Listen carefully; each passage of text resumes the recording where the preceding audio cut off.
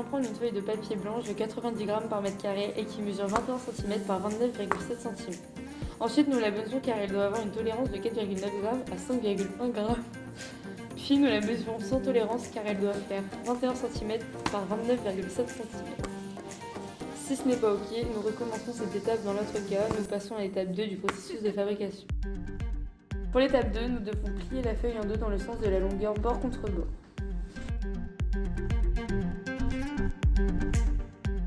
Il faut marquer le pli avec l'ongle pour ensuite vérifier que les angles se superposent.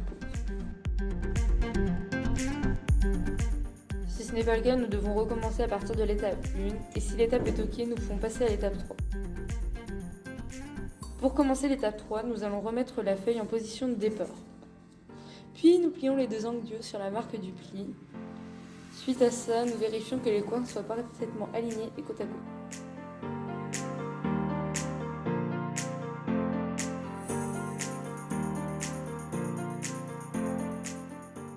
Pour l'étape 4, nous prenons un gabarit que nous avons préalablement préparé et que nous avons appelé A et nous le positionnons le long de la partie basse de la feuille. Après ça, nous ramenons la pointe de la feuille contre notre gabarit et nous marquons le pliage à l'ongle pour que le pliage soit net.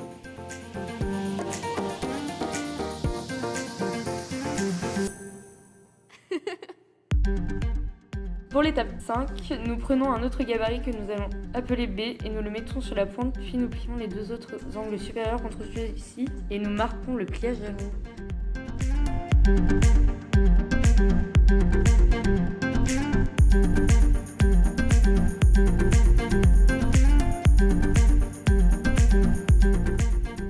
Pour l'étape 6, il suffit juste de prendre la pointe et de la plier à 7 cm du haut de la feuille.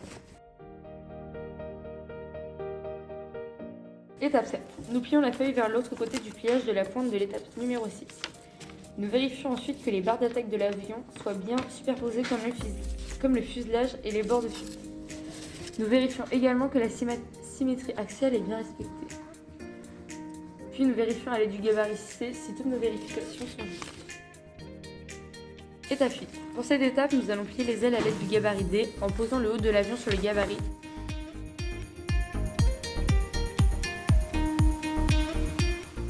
Tout en appuyant légèrement pour que les ailes de l'avion se plient.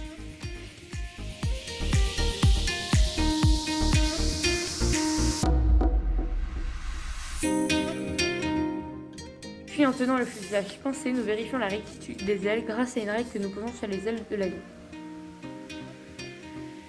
Maintenant, nous allons tester notre avion pour le corriger ensuite si besoin.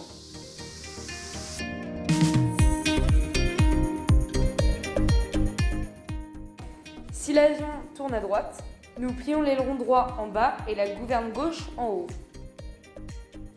Si l'avion tourne à gauche, nous plions l'aileron droit en haut et la gouverne gauche en bas. Si notre avion pique, nous levons les deux ailerons de profondeur. Si notre avion cabre, nous baissons les deux ailerons de profondeur.